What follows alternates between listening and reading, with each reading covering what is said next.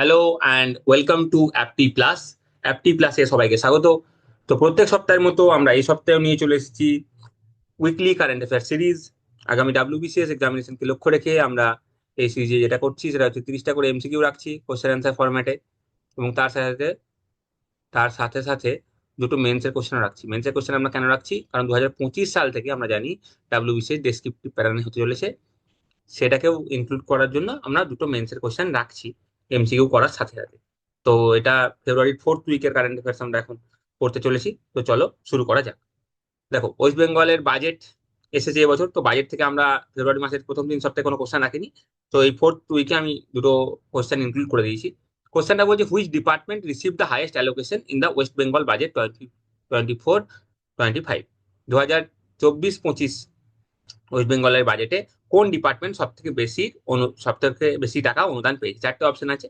তো এখানে অ্যান্সার হয়ে যাবে হচ্ছে পঞ্চায়েত অ্যান্ড রুরাল ডেভেলপমেন্ট সব থেকে বেশি অ্যালোকেশন পেয়েছে। তো টপ 3 অ্যালোকেশন আমরা দেখে নেবো। টপ 3 অ্যালোকেশনের কথা এখানে বলা আছে। দেখো, সব থেকে বেশি টাকা পেয়েছে পঞ্চায়েত এবং রুরাল ডেভেলপমেন্ট। কত টাকা? 44,137 কোটি টাকা পেয়েছে। 41,153 কোটি টাকা মতো পেয়েছে স্কুল এডুকেশন, এবং woman child development social welfare department পেয়েছে 38,662 কোটি টাকা, এবং সব থেকে লোয়েস্ট অ্যালোকেশন হয়েছে লতে, মোটামুটি 22 কোটির কাছাকাছি।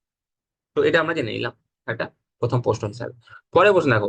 আচ্ছা, ওই অনেক বাজেটে আমরা কি দেখি? বাজেটে অনেক স্কিমের উল্লেখ থাকে। সেরকমই এবছরের বাজেটে অনেক স্কিমের উল্লেখ আছে। তার মধ্যে একটা স্কিম যেটা উল্লেখ আছে সেটা হচ্ছে আনন্দধারা স্কিম, WBSRLM স্কিম।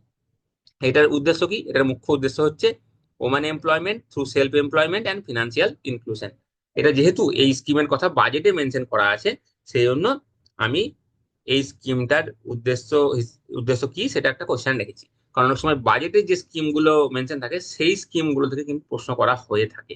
আচ্ছা, এই আনন্দধারা স্কিমটা 2012 সালে ওয়েস্ট বেঙ্গল গভর্নমেন্ট লঞ্চ করেছিল under national rural livelihood mission. Hmm rural পোভার্টিকে অ্যালিভিয়েট করার জন্য, এবং ফিনান্সিয়াল ইনক্লুশন এবং সেল এমপ্লয়মেন্ট করার জন্য, এবং পার্টিকুলারলি এটা ওম্যান এবং ভালনারেবল কমিউনিটিকে টার্গেট করে বানানো হয়েছে। এবং এটার যে অবজেক্টিভস দেখো এখানে লেখা আছে, empowering the rural community specially mainly target করা হয়েছে ওম্যান এবং ভালনারেবল কমিউনিটিকে। তাদের ফিনান্সিয়াল ইনক্লুশনের কথা ভাবা হয়েছে, তাদের স্কিল ডেভেলপমেন্টের কথা ভাবা হয়েছে, এবং সাস্টেনেবল লাইভলিহুডের কথা ভাবা হয়েছে। এবং সেই উদ্দেশ্যে সেলফ হেল্প গ্রুপকে কিভাবে স্ট্রেনথেন করা যায় সেই সব ব্যাপারও এখানে আছে। তো চলো এবার পরের প্রশ্ন বলছে, project farm vibes was in the news recently for. দেখো, মাইক্রোসফটের একটা ফার্ম ভাইবস প্রজেক্ট একটা তারা লঞ্চ করেছে। এটা হচ্ছে তোমার মহারাষ্ট্রের বারামতিতে। এই প্রজেক্টটা যেটা লঞ্চ করা হয়েছিল সেটা সাকসেস পেয়েছে। মানে এটা কি হচ্ছে, এআই টেকনোলজি ইউজ করা হচ্ছে। এআই টেকনোলজি ইউজ করা হচ্ছে, এবং এর ফলে এআই টেকনোলজি ইউজ করা হচ্ছে, ড্রোন থেকে ডেটা নেওয়া হচ্ছে। এই ডেটাগুলো নিয়ে ফার্মারদেরকে ইনপুট দেওয়া হচ্ছে, এবং ফার্মারদেরকে যে ইনপুট দেওয়া হচ্ছে তার ফলে এই বারামতিতে আমরা দেখেছি ক্রপ ইল্ড বা ক্রপ প্রোডাক্টিভিটি যেটা, সেটা ইনক্রিজ করেছে। ফার্টিলাইজারের যে ইউজ সেটা কমেছে, ফার্টিলাইজার ইউজ কমেছে। তো সেজন্য এটা নিউজে ছিল। দেখো তাহলে এটা কি? প্রজেক্ট ফার্ম ভাইবস হচ্ছে একটা developing AI power tools to assist farmers in sustainable agriculture. ঠিক আছে? এটা কার প্রজেক্ট? এটা মাইক্রোসফট রিসার্চ টিমের একটা প্রজেক্ট, প্রজেক্ট ফার্ম ভাইবস। তো এআই টেকনোলজি ইউজ কি করে করে কিভাবে ফার্মাররা উপকৃত হচ্ছে, এটার একটা প্র্যাকটিক্যাল এক্সাম্পল কিন্তু এই প্রজেক্ট ফার্ম ভাইবস। তো তোমরা যদি কোনো মেন্সের কোশ্চেন আসে যেখানে এআই টেকনোলজির মাল্টিফেসেটেড অ্যাপ্লিকেশন দেখাতে হয়, সেখানে তুমি এগ্রিকালচার কিভাবে হেল্পফুল হচ্ছে এটা একটা প্র্যাকটিক্যাল এক্সাম্পল দিতে পারো মেন্সের কোশ্চেন লেখার সময়। চলো next question. The primary objective of renewable purchase obligation in India is to. দেখো, আমাদের দেশে ইলেকট্রিসিটি ডিস্ট্রিবিউশন কোম্পানি আছে, তাই তো, ডিসকম আছে, অনেক প্রডিউসার আছে। অনেক- তো এই যে ডিসকম কোম্পানি আছে, এরা যখন ইলেকট্রিসিটি পারচেস করে, তো গভর্নমেন্ট বলছে কি, তোমরা যখন ইলেকট্রিসিটি পারচেস করছো, ডিসকম কোম্পানিগুলোকে বলছে, তোমরা যখন ইলেকট্রিসিটি পারচেস করছো, তোমাদের একটা অব্লিগেশন আছে। বলছে কি অব্লিগেশন? যে তোমরা যে ইলেকট্রিসিটি পারচেস করছো তার একটা ফিক্সড পার্সেন্টেজ, তার একটা সার্টেন পার্সেন্টেজ তোমাদেরকে রিনিউয়েবল এনার্জি সোর্স থেকে পারচেস করতে হবে। সেটাই হচ্ছে রিনিউয়েবল এনার্জি অব্লিগেশন। হুম তাহলে এটার অ্যান্সার কি হয়ে যাবে? দেখো, mandate A minimum percentage of electricity from renewable source থেকে একটা মিনিমাম পার্সেন্টেজ ইলেকট্রিসিটি কিনতে হবে।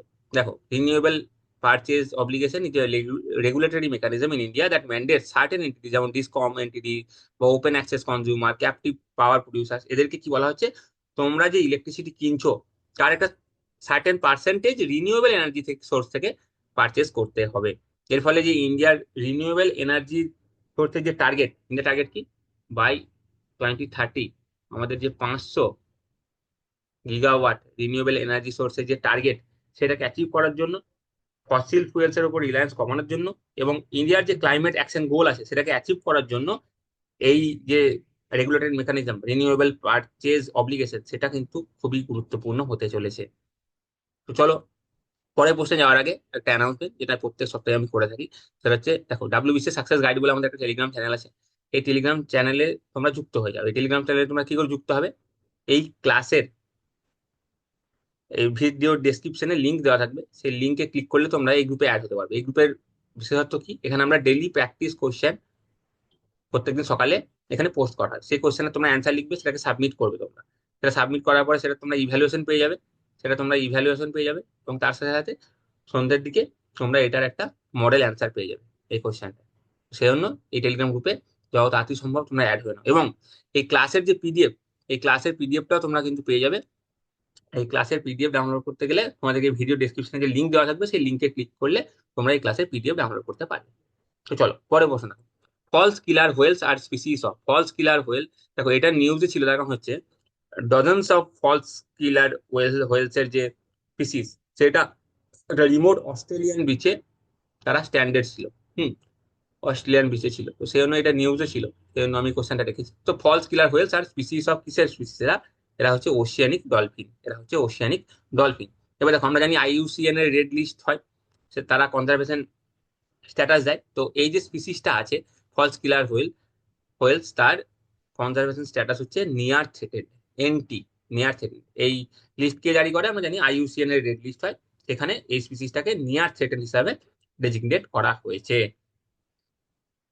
চলো পরের প্রশ্ন দেখো, পরের প্রশ্ন বলছে glacier ice algae was seen in the news recently for, দেখো গ্লেসিয়ার আইস অ্যালগি নিউজে কেন ছিল, গ্লেসিয়ার আইস অ্যালগি কি হচ্ছে, একটা রিসেন্ট যে স্টাডি হয়েছে, রিসার্চ হয়েছে, সেখান থেকে পাওয়া গেছে যে গ্লেসিয়ার যে আইস অ্যালগি আছে, সেটা যে গ্রিনল্যান্ডের যে আইস শিট আছে, গ্রিনল্যান্ডের যে আইস শিট আছে সেটাকে খুব দ্রুত মেল্ট করে দিচ্ছে।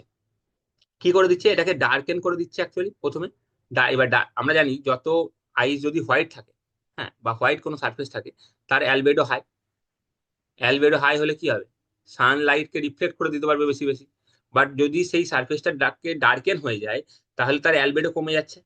অ্যালবেডো যত কমে যাবে, তত কি হবে, সানলাইট অ্যাবজর্পশন বেশি হবে। তত তাড়াতাড়ি যত সানলাইট অ্যাবজর্ব হবে, তত তাড়াতাড়ি আইস মেল্ট হয়ে যাবে। তো এটা তখন ক্লাইমেট চেঞ্জ হতে থাকবে আস্তে আস্তে। হুম, তো এটা হচ্ছে পুরো স্টাডি। তো glacier ice algae was seen in the news recently for, দেখো darkening glacier surface leading to increase melting rates. তার মানে গ্লেসিয়ার যে সার্ফেস আছে সেটাকে ডার্ক করে দিচ্ছে। ডার্ক করে দেওয়া মানে কি হচ্ছে, তার অ্যালবিডোটা কমে যাচ্ছে। অ্যালবিডো কমে যাচ্ছে মানে সানলাইট বেশি করে অ্যাবজর্ব করে নেবে, এবং সানলাইট যত বেশি অ্যাবজর্ব করে নিচ্ছে, মেল্টিং রেটসটা, আইসের মেল্টিং রেটটা তত ফাস্টার রেটে হচ্ছে। আইস মেল্টিং তত ফাস্টার রেটে হচ্ছে, তার ফলে ক্লাইমেট চেঞ্জ বেশি বেশি ফাস্টার রেটে হচ্ছে। তো এই পুরো এক্সপ্লেনেশনটা এখানে লেখা আছে, তোমরা দেখে নিও। তাহলে অ্যান্সার হয়ে যাবে অপশন ডি, যেটা darkening glacier surface leading to increased melting rates. পরের প্রশ্ন দেখো, which one of the following best describes the role of the European Commission within the European union.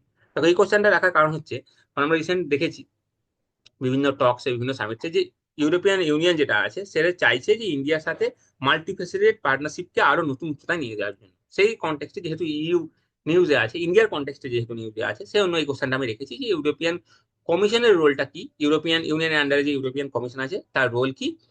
এটা এক্সিকিউটিভ বডি হিসাবে ফাংশন করে, এবং যার কাজ হচ্ছে ইউ যে ল গুলো বানাচ্ছে, ইউ যে পলিসি গুলো বানাচ্ছে, সেগুলোকে এনফোর্স করা, সেগুলোকে ইমপ্লিমেন্ট করা হচ্ছে ইউরোপিয়ান কমিশনের কাজ। ঠিক আছে, ইউরোপিয়ান কমিশন কাজটা এখানে লেখা আছে, আমি মুখে তোমাদেরকে বলে দিলাম, এক্সপ্লেনেশনটা তোমরা দেখে নেবে। পরে প্রশ্ন দেখো, United nation security council resolution 1540 is related. দেখো এটা কেন, আমি কোশ্চেনে রেখেছি এটা কেন নিউজে আছে, তার কারণ হচ্ছে ইন্ডিয়া রিসেন্টলি কি অর্গানাইজ করেছে, রিসেন্টলি অর্গানাইজ করেছে first ever capacity building programme, first ever capacity building programme on this resolution. এই রেজলিউশনের উপর ভারত প্রথমবার ক্যাপাসিটি বিল্ডিং প্রোগ্রাম করেছে। এইবার প্রশ্ন রেখেছি আমি যে ইউনাইটেড নেশন এই যে সিকিউরিটি কাউন্সিলের যে রেজলিউশন 1540, যার উপর ভারত প্রথম ক্যাপাসিটি বিল্ডিং প্রোগ্রাম অর্গানাইজ করেছে, এটা কি রিলেটেড। তো এটা হচ্ছে preventing non state actors from acquiring weapons of mass destruction. Weapons of mass destruction যেগুলো আছে সেগুলো যাতে নন স্টেট অ্যাক্টরের হাতে না যায়। নন স্টেট অ্যাক্টর বলতে আমি কি বোঝাচ্ছি এখানে, specially terrorist. Non state actor মানে টেরোরিস্ট গ্রুপের কথা বলা হচ্ছে এখানে, ঠিক আছে। টেরোরিস্ট গ্রুপের হাতে যাতে না যায় এবং তারা যাতে এসব ওয়েপেন পেয়ে টেরোরিজম অ্যাক্টিভিটি না করতে পারে, সেইটাকে রোখার জন্যই এই রেজলিউশন। দেখো, United nation security council resolution যে 1540, এটা অ্যাডপ্ট করা হয়েছিল 2004 সালে, যার মেন উদ্দেশ্য হচ্ছে নিউক্লিয়ার, কেমিক্যাল বা বায়োলজিক্যাল কোনো ধরনের উইপেন যেটা মাস ডিস্ট্রাকশন করতে পারে তার প্রলিফারেশনটাকে প্রিভেন্ট করা হচ্ছে, এটার উদ্দেশ্য। এবং এটার উদ্দেশ্য হচ্ছে ইউএন এর যত মেম্বার আছে তাদের উপর এটা অব্লিগেশন আছে যে তারা যেন তাদের দেশে ল বানায়, ডোমেস্টিক কন্ট্রোল আনে, এবং তারা এটা এনশিওর রাখে যে নন স্টেট অ্যাক্টরের হাতে যেন এই ধরনের মাস ডিস্ট্রাকশন ওয়েপেন যেন কোনোভাবেই না পৌঁছায়, ঠিক আছে। তো ইন্টারন্যাশনাল টেরোরিজম রোখার জন্য এটা একটা ইম্পর্টেন্ট স্টেপ আমরা বলতে পারি। World social protection report, world social protection report যেটা রিসেন্টলি পাবলিশ করা হয়েছে, এটা কে পাবলিশ করে? দেখো, আমরা জানি কোনো রিপোর্ট কে পাবলিশ করে এটা থেকে কিন্তু কোশ্চেন আসে, তো এটার অ্যান্সার হচ্ছে আইএলও। এবার এটা কেন আমি কোশ্চেন রেখেছি, আইএলওর যে চিফ আছেন এফ গিলবার্ট এফ, উনি এই রিপোর্টের ভিত্তিতে ভারতের সোশ্যাল সিকিউরিটি কভারেজের খুব প্রশংসা করেছেন। তো সেই কনটেক্সটে এটা ইম্পর্টেন্ট হয়ে গেছে, সেই জন্য আমি কোশ্চেনটা রেখেছি যে ওয়ার্ল্ড সোশ্যাল প্রোটেকশন রিপোর্ট। উনি বলেছেন যে ভারতের যে পপুলেশন সেটা মিনিমাম একটা সোশ্যাল কোনো একটা প্রোটেকশন কভারেজের মধ্যে আসছে, এরকম সংখ্যা লাস্ট কয়েক বছরে অলমোস্ট ডবল হয়েছে, 24% থেকে 49%। তো উনি মেনলি প্রশংসা করেছেন আহ, এই রিপোর্টের রেসপেক্টে ইন্ডিয়ার যে পারফরমেন্স সেটার উপর ভিত্তি করে। তো সেই জন্য সেই কনটেক্সটে এই কোশ্চেনটা রাখা হয়েছে যে ওয়ার্ল্ড সোশ্যাল প্রোটেকশন রিপোর্ট কে পাবলিশ করে, এটা ইন্টারন্যাশনাল লেবার অর্গানাইজেশন বা আইএলও পাবলিশ করে। তো দেখো, এখানে তার এক্সপ্লেনেশন দেওয়া আছে, তোমরা দেখে নেবে, আইএলও পাবলিশ করে। আচ্ছা, Kota cares initiative. Kota cares initiative recently seen in the news, recently aims to. দেখো, কোটা বেশিরভাগ সময় আমরা যখন নিউজে পড়ি এটা মেনলি ব্যাড রিজনের জন্য আমরা নিউজে পড়ি, দেখি আমরা যে স্টুডেন্টরা সুইসাইড করছে সেই জন্য মেনলি এক সময় নিউজে চলে আসে। তো যাতে স্টুডেন্টদের এই সুইসাইড রেটটা কমতে পারে সেই জন্য সমস্ত কমিউনিটিকে একসাথে নিয়ে স্টুডেন্টদের যাতে মেন্টাল হেলথ ঠিক থাকে তার একটা ইনিশিয়েটিভ নেওয়া হয়েছে। তো এটা অ্যান্সার হয়ে যাবে community ডিভেন support to improve the student welfare and wellbeing.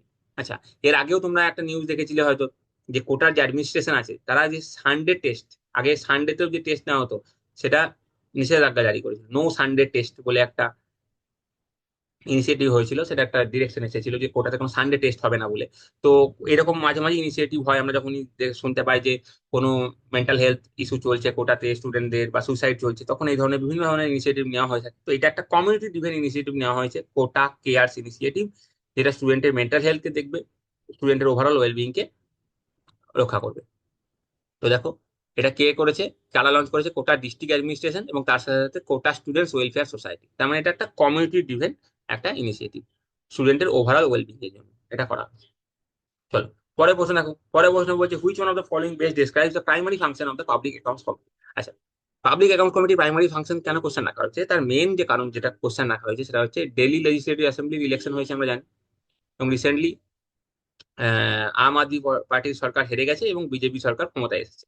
তো বিজেপির সরকার ক্ষমতায় আসার পর এরা কি করেছে, ক্যাগের যে রিপোর্ট ছিল দিল্লির এক্সাইজ পলিসির উপরে, সেই রিপোর্টটাকে তারা টেবিল করেছে, সেই রিপোর্টটাকে তারা টেবিল করেছে দিল্লি লেজিসলেটিভ অ্যাসেম্বলিতে। তো ক্যাগের রিপোর্ট যেহেতু তারা পাবলিশ করেছে সেই জন্য সেই কনটেক্সটে পাবলিক অ্যাকাউন্ট কমিটির রোলটা আমি কোশ্চেনে রেখেছি। তার কারণ হচ্ছে ক্যাগের আহ, মানে পাবলিক অ্যাকাউন্টস কমিটির ফ্রেন্ড, ফিলোসফার এবং গাইড কাকে বলা হয়? ক্যাগকে বলা হয়। তো ক্যাগের রিপোর্টকে কে স্ক্রুটিনাইজ করে? ক্যাগের রিপোর্টকে পাবলিক অ্যাকাউন্টস কমিটি স্ক্রুটিনাইজ করে। তো যেহেতু ক্যাগের রিপোর্ট নিউজে চলে এসেছে তাই আমি পাবলিক অ্যাকাউন্টস কমিটি তার প্রাইমারি ফাংশন কি সেটাকে কোশ্চেন হিসাবে রেখেছি। দেখো, এটার তাহলে অ্যান্সার কি হয়ে যাবে? এটার অ্যান্সার হয়ে যাবে হচ্ছে auditing public expenditure to ensure it aligns with parliamentary গান। দেখো, আমরা জানি কোনো মিনিস্ট্রি বা কোনো ডিপার্টমেন্ট যে টাকাটা খরচ করে সেই টাকাটা যে অ্যালোকেশন হয় সেটার পারমিশন কে দেয়? সেটার পারমিশন দেয় পার্লামেন্ট। তো পার্লামেন্ট সেটার পারমিশন দিল, তারপরে সেই মিনিস্ট্রি বা সেই ডিপার্টমেন্ট সেইটার যে টাকাটা সেই অনুদান হিসেবে পেয়েছিল সেই টাকাটা সে খরচ করলো। সেই টাকাটা খরচ করার পরে সেই টাকাটা অডিট হয়, তাই তো? যে যে টাকাটা দেওয়া হয়েছিল সেটা ঠিকঠাক ভাবে খরচ হয়েছে কিনা, কোনো মিস ইউজ হয়েছে কিনা, কোনো ফিনান্সিয়াল ইরেগুলারিটি আছে কিনা, কতটা এফিসিয়েন্টলি এটা টাকাটা ইউজ করা হয়েছে। তো সেই সংক্রান্ত দেখাশোনা করা হয়েছে ক্যাগ। তো ক্যাগ রিপোর্ট দেয়, সেই ক্যাগের রিপোর্টটাকে আবার স্ক্রুটিনাইজ কে করে? সেই ক্যাগের রিপোর্টটাকে স্ক্রুটিনাইজ করা হচ্ছে পাবলিক অ্যাকাউন্টস কমিটি, এবং পাবলিক অ্যাকাউন্টস কমিটিকে ক্যাগের রিপোর্ট স্ক্রুটিনাইজ করতে ক্যাগ নিজেই হেল্প করে। তো এটা হচ্ছে একটা financial committee, public accounts committee. তো প্রাইমারি ফাংশন কি, যে ক্যাগের যে অডিট রিপোর্টস সেটাকে, যেটা পার্লামেন্টে পেশ করা হয়, সেটাকে স্ক্রুটিনাইজ করা, সেটাকে এক্সামিন করা হচ্ছে পাবলিক অ্যাকাউন্টস কমিটির কাজ। তাহলে অপশন সি হয়ে যাবে এখানে কারেক্ট অ্যান্সার। তো চলো এবার পরে প্রশ্ন দেখো, which one of the following statements best describe the term gag order. আচ্ছা, রিসেন্টলি ইন্ডিয়া গট লেটেন্ট নিয়ে একটা কন্ট্রোভার্সি হয়েছিল, যে সময় রায়না এবং রণবীর আলাওয়াদিয়া, এই কন্ট্রোভার্সি এটা হয়েছিল, সেটা হয়তো তোমরা জেনে থাকবে। সেই কন্টেক্সটে গ্যাগ অর্ডার এটা এসছে। দেখো গ্যাগ অর্ডার মেনলি কি আমি বলেছি, ধরো কোনো একটা কেস কোর্টে চলছে, ঠিক আছে। এবার কোর্টে সেই কেসটা যখন চলছে, ধরো একটা দুটো পার্টি আছে, ঠিক আছে, এ ভার্সেস বি, দুটো পার্টি আছে। তার সাথে এখানে কি আছে, আমরা জানি মিডিয়া এইসব কোর্ট কেসকে কভার করে, যে সমস্ত কেস পপুলার হয়েছে সে সমস্ত কেসকে মিডিয়া কভার করে নিউজে। অনেক সময় কি হয়, মিডিয়ার এই কভারের ফলে আনডিউ ইনফ্লুয়েন্স চলে আসতে পারে জুডিশিয়ারির উপর। সেইটাকে প্রিভেন্ট করার জন্য এবং অনেক সময় কোর্ট কি করে, গ্যাগ অর্ডার পাবলিশ করে, যে কোর্টের পারমিশন ছাড়া এখন এই সংক্রান্ত কোনো কিছু মিডিয়াতে পাবলিশ করা যাবে না। তো সেই কনটেক্সটে গ্যাগ অর্ডার বলা হয়েছে। এটা মেনলি যে ইনফ্লুয়েন্সার আছে রণবীর আলাবদিয়া, তাকে বলা হয়েছে রিসেন্টলি তুমি কোনো, মানে এই কেস যতদিন এখন পর্যন্ত চলছে আপাতত ইন্টারিম ভাবে, এখন তুমি কোনো কন্টেন্ট সোশ্যাল মিডিয়াতে পোস্ট করতে পারবে না। তো সেই কনটেক্সটে আমি গ্যাগ অর্ডার টার্মটার মিনিংটা কোশ্চেন হিসাবে রেখেছি। দেখো এটা কি, দেখো অপশন এ হবে অ্যান্সার। এই গ্যাগ অর্ডার হচ্ছে একটা লিগ্যাল ডিরেক্টিভ, যেটা রেস্ট্রিক্ট করছে ইন্ডিভিজুয়ালকে বা কোনো মিডিয়াকে, যে তুমি কোনো একটা অনগোয়িং যে লিগ্যাল কেস চলছে সেটাকে পাবলিকলি ডিসকাস করতে পারবে না, তার যে ডিটেলস সেটাকে পাবলিকলি ডিসকাস করতে পারবে না। তো এটা হচ্ছে গ্যাগ অর্ডার, অপশন এ হবে এটার অ্যান্সার। তারপরে চলো পরে প্রশ্ন দেখি, which one of the following statements is correct regarding the Philadelphia corridor. আচ্ছা, ইসরায়েল গাজা ওয়ার চলছে, ইসরায়েল গাজা ওয়ার চলছে আমরা জানি। সেই কনটেক্সটে এই ফিলাডেলফিয়া করিডোরটা নিউজে আছে, সেজন্য আমি এটা কোশ্চেনটা রেখেছি। আচ্ছা, ইসরায়েলের যে অফিসিয়াল আছে সে বলে দিয়েছে যে তারা কি গাজা করিডোর থেকে পুল ব্যাক করবে না। তো সেই কনটেক্সটে ফিলাডেলফিয়া করিডোরের কোশ্চেনটা আমরা রেখেছি। তো এটা অ্যান্সার হয়ে যাবে। দেখো, ইট serves as a buffer zone between Gaza এবং ইজিপ্ট। তো গাজা এবং ইজিপ্টের মাঝে, তো এই গাজা, এই ধরো ইজিপ্ট, তার মাঝে একটা বাফার জোন আছে, তার নাম হচ্ছে ফিলাডেলফিয়া করিডোর। তো এটা কোশ্চেন আসতেই পারে যে Philadelphia corridor recently seen in news is a buffer zone between which two region. তো এটা হচ্ছে গাজা এবং ইজিপ্টের মাঝে। অ্যান্সার হবে অপশন বি।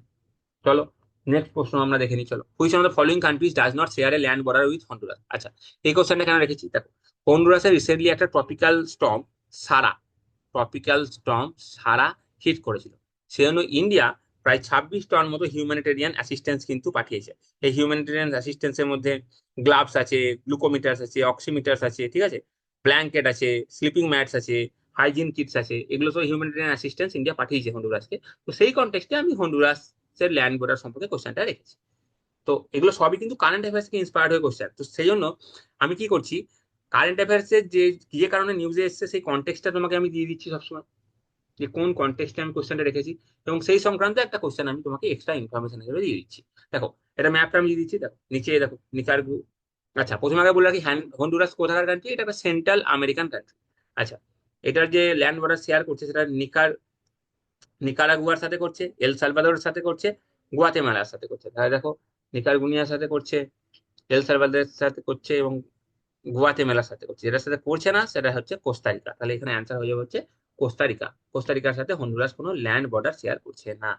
অ্যান্সার হয়ে যাবে কোস্টারিকা। তাহলে হন্ডুরাস একটা সেন্ট্রাল আমেরিকান কান্ট্রি, যার নেবারিং, যে যার সঙ্গে বর্ডার শেয়ার করছে, সেটার আমি একটা ম্যাপ তোমাদেরকে অ্যাটাচ করে দিয়েছি।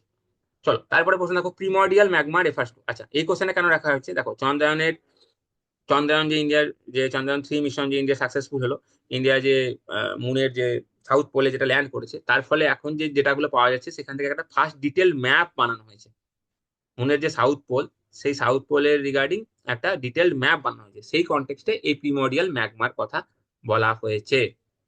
হুম, ম্যাগমার কথা বলা হয়েছে। তো প্রিমোডিয়াল ম্যাগমা মানে কি, এটা হচ্ছে option D answer, ancient molten rock from the early stages of celestial bodies formation. দেখো, ম্যাগমা মানে হচ্ছে মল্টেন ম্যাটেরিয়াল, তাই তো, ম্যাগমা হচ্ছে মল্টেন ম্যাটেরিয়াল। এবার প্রিমর্ডিয়াল বলছে মানে হচ্ছে আর্লি স্টেজে। প্রিমর্ডিয়াল যখন আর্লি স্টেজে কোনো একটা সেলেস্টিয়াল বডি, ধরো আর্থ বা কোনো একটা প্ল্যানেট, সেটা যখন ফর্ম হচ্ছে, তখন ইনিশিয়ালি সেটা কি প্রচুর হট আছে, সেটা পার্সিয়ালি বা ফুললি মল্টেন আছে, সেই মুহূর্তে যে ম্যাগমাটার কথা বলা, সেই মুহূর্তে যে ম্যাগমা রিলিজ হচ্ছে সেটা হচ্ছে প্রিমর্ডিয়াল ম্যাগমা। তারপরে তো আস্তে আস্তে ধীরে ধীরে সলিডিফাই হয়েছে, কুল হয়েছে, সলিডিফাই হয়েছে, এবং ধীরে ধীরে ক্রাস্ট, মেন্টেল, কোর, এই ধরনের লেয়ারের ডেনসিটি সেপারেশন হয়ে লেয়ার গুলো তৈরি হয়েছে। বাট এই লেয়ার গুলো তৈরি হওয়ার আগে প্রাথমিক অবস্থায় সেলেস্টিয়াল বডি ধরো আর্থ যখন তৈরি হচ্ছিল তখন প্রচন্ড হট ছিল, সেই মুহূর্তে যে ম্যাগমা রিলিজ হচ্ছিল, মল্টার মেটেরিয়াল রিলিজ হচ্ছিল, সেটাকে আমরা বলছি প্রিমর্ডিয়াল ম্যাগমা, মানে আর্লি স্টেজের ম্যাগমা। চলো পরের প্রশ্ন দেখো, which one of the following tribes primarily celebrates the Nyokum Yullo festival. আচ্ছা, নায়কু ইয়েলো ফেস্টিভ্যাল কেন নিউজে আছে? কারণ first joint mega Nyokum Yullo celebration যেটা অরুণাচল প্রদেশে হয়ে চলেছে, সেইখানে আমাদের দেশের যিনি উপরাষ্ট্রপতি আছে বা রাজ্যসভা চেয়ারপারসন যাকে বলতে পারো, যে হচ্ছে জগদীপ ধনকর, জগদীপ ধনকর জি, উনি কিন্তু এটা ওনার অ্যাটেন্ড করার কথা ছিল, উনি অ্যাটেন্ড করেছেন।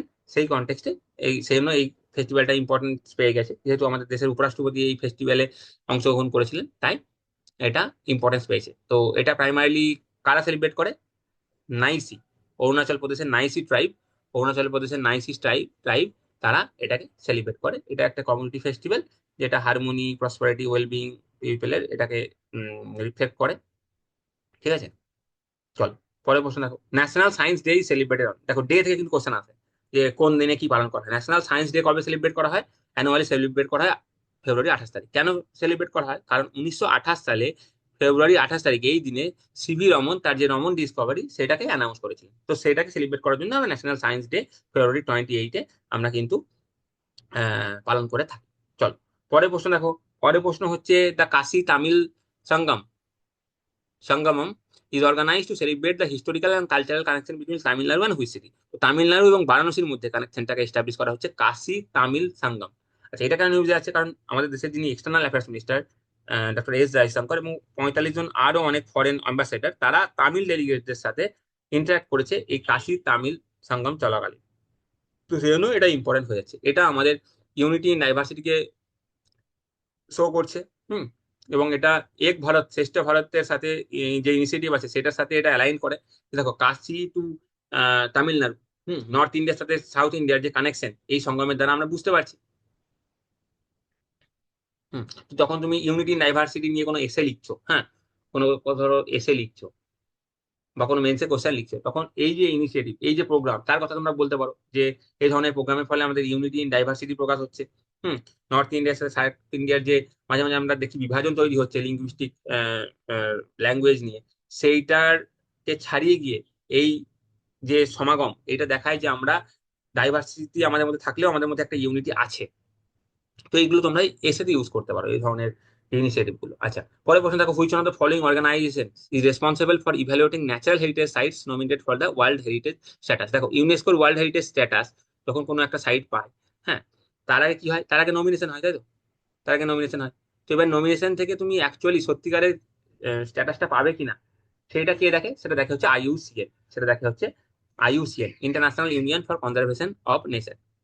এই আইইউসিএন এটাকে কিন্তু দেখে। তো এখানে অ্যান্সার হয়ে যাবে আইইউসিএন। আচ্ছা, এটা নিউজে আছে তার কারণ হচ্ছে আহ, মহারাষ্ট্রের যে cultural affairs minister Ashish Shelar আছে, উনি একটা ডেলিগেশনকে লিড করেছিলেন এবং ইউনেস্কো ওয়ার্ল্ড হেরিটেজ দের কাছে একটা আর্জি জানিয়েছেন যে শিবাজি যে ফোর্ট আছে, হ্যাঁ, যে শিবাজি ফোর্ট আছে, শিবাজি যে 12টা ফোর্ট আছে, সেই ফোর্টকে ইউনেস্কো স্ট্যাটাস যাতে দেওয়া হয় সেই উদ্দেশ্যে তিনি একটা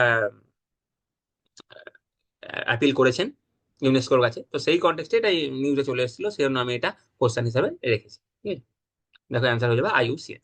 তাহলে পরে প্রশ্ন, Guru Mayadhar Raut is known for his contribution to which classical dance form? তো গুরু মায়াধর রাউতকে ওড়িশি ক্লাসিক্যাল ডান্স ফর্মকে রিভাইভ করার জন্য ওনাকে father father of Odissi dance বলা হয়ে থাকে, এবং উনি রিসেন্টলি মারা গেছেন।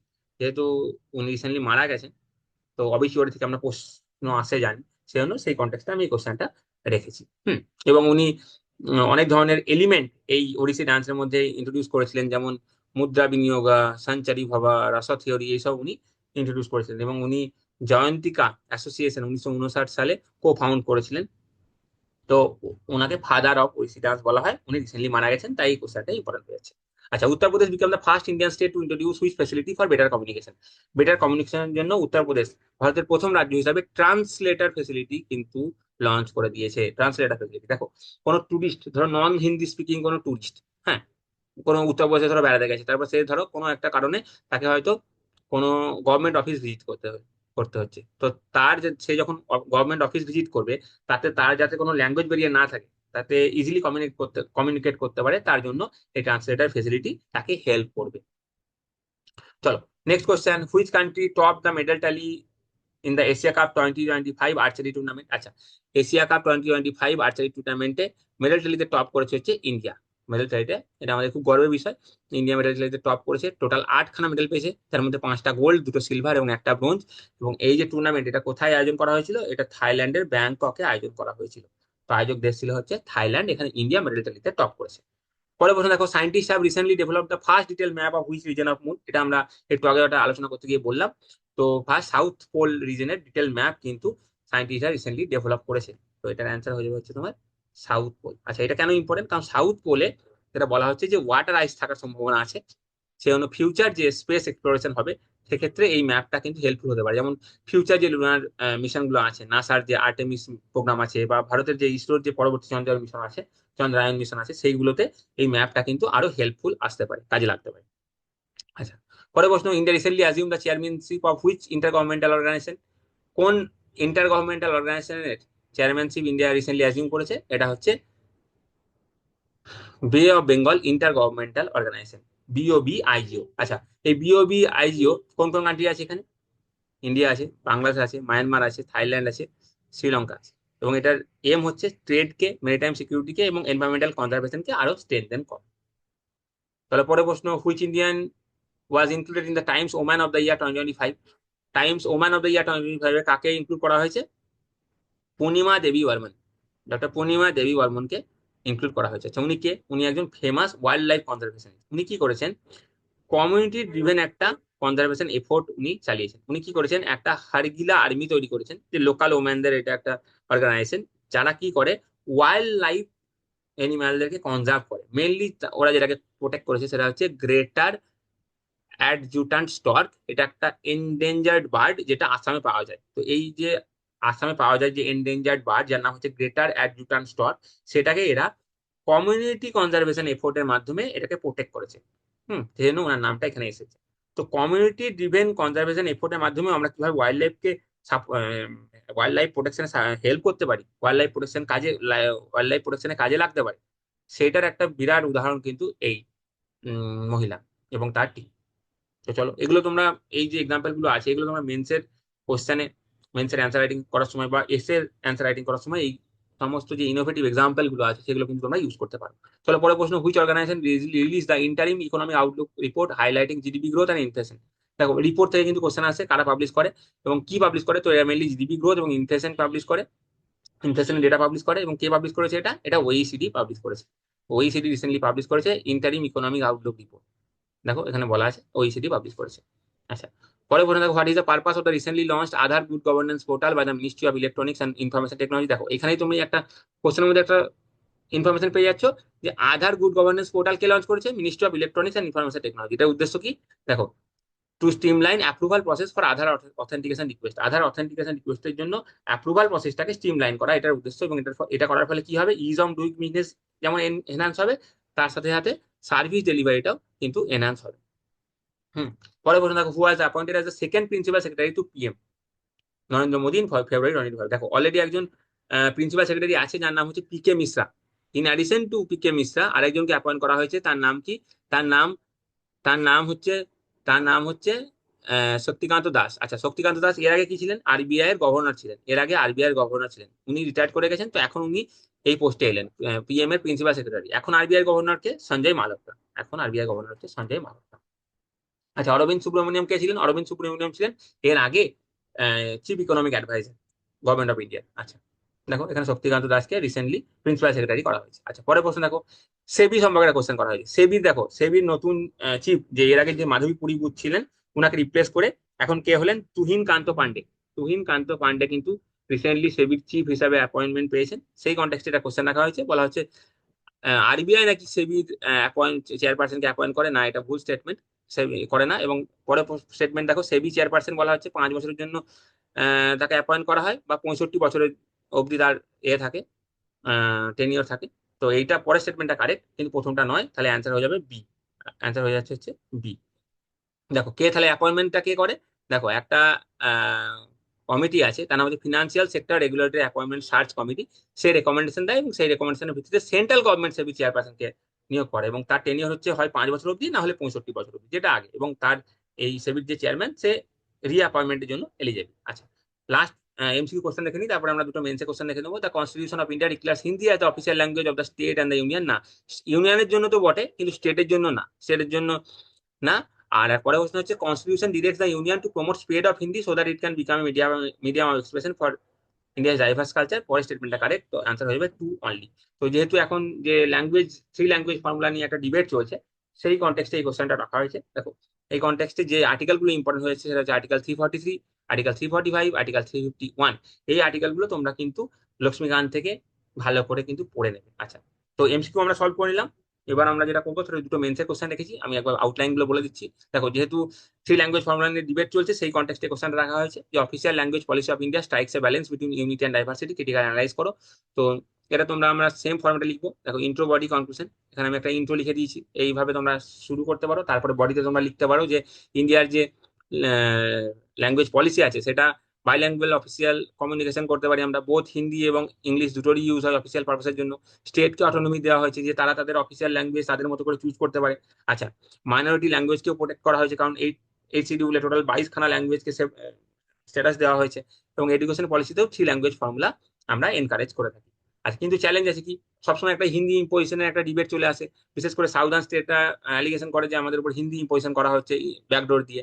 আচ্ছা, রিজনাল ডিসপ্যারিটি শো করে, যেহেতু ইংলিশ সব জায়গায় সমস্ত, ইংলিশ শুধুমাত্র কিছু এলিট ক্লাসের কাছেই সীমাবদ্ধ, তো ইংলিশকে আমরা অফিসিয়াল ল্যাঙ্গুয়েজ হিসেবে ইউজ করলে কমন মাসের কাছে সেটা অনেক সময় পৌঁছায় না। আচ্ছা, নন শিডিউল ল্যাঙ্গুয়েজ যেগুলো আছে ইন্ডিয়াতে, শুধুমাত্র তো 22টা ল্যাঙ্গুয়েজ নেই, তার বাইরে অনেক ল্যাঙ্গুয়েজ আছে, সেইগুলোকে আমরা নেগলেক্ট করছি। এবং যে ওভারঅল পলিসি আছে সেটার ইমপ্লিমেন্টেশন গ্যাপ আছে। তো এটা তোমরা লিখবে, তারপরে একটা তোমরা ওয়ে ফরওয়ার্ড দেবে, সবসময় কনক্লুশন একটা ওয়ে ফরওয়ার্ড দিয়ে পজিটিভ নোটে তোমরা শেষ করলে কি কিভাবে এটাকে সলিউশন, চ্যালেঞ্জ গুলোকে সলভ করা যায়। আচ্ছা, তারপরে প্রশ্ন, what are rare disease, discuss the challenge associated with diagnosing and treating rare disease in India. দেখো রেয়ার ডিজিজ যেহেতু নিউজে থাকে, সেই কন্টেক্সটে আমি রেখেছি। আচ্ছা, রেয়ার ডিজিজের ইন্ট্রোডাকশনে তোমরা কি লিখবে, এটা কোনো ফিক্সড ডেফিনেশন নেই, বাট কোন ডেফিনেশনটা দেয় সেটা তোমরা বলতে পারো, এবং তার সাথে দু একটা এক্সাম্পল বলে দিতে পারো, যে সিকেল সেল অ্যানিমিয়া বা থ্যালাসেমিয়া, এগুলো তোমরা দু একটা এক্সাম্পল দিতে পারো ইন্ট্রোডাকশনে। তারপরে তোমরা চ্যালেঞ্জ বললে যে দেখো এগুলো ট্রিটমেন্ট তো লিমিটেড, এবং যেটুকুই বা আছে সেটা খুব এক্সপেন্সিভ ট্রিটমেন্ট, বা যে মেডিসিন গুলো পাওয়া যায় সেগুলো হচ্ছে এক্সপেন্সিভ, তো কমন মাস এগুলো সহজে কিনতে পারে না, লোকের মধ্যে অ্যাওয়ারনেস নেই সেরকম। ইন্ডিয়াতে সেরকম কোনো ন্যাশনাল পলিসি নেই, যেটা নেই বা যেটা আছে সেটা ইমপ্লিমেন্টেশনের প্রবলেম আছে, এবং তার সাথে সাথে রেট টেপিজমের প্রবলেম তো আছে। এরপর তোমরা কি করে বললে যে এটার সলিউশন, বললে যে লেজিসলেটিভ মেজার নিতে হবে ঠিকঠাক করে, বা ইন্ডিজিনিয়াস ইনোভেশন, রিসার্চ অ্যান্ড ডেভেলপমেন্টে জোর দিতে হবে, পলিসিতে যে গ্যাপ আছে সেটা ঠিকঠাক করে ইমপ্লিমেন্টেশনটাকে স্ট্রেনথেন করতে হবে, এবং ফিনান্সিয়াল সাপোর্ট দিতে হবে, ইন্স্যুরেন্স সাপোর্ট দিতে হবে। এভাবে তোমরা পজিটিভ নোটে জিনিসটাকে কনক্লুড করে দিলে। তো ভিডিওটা দেখার জন্য থ্যাংক ইউ।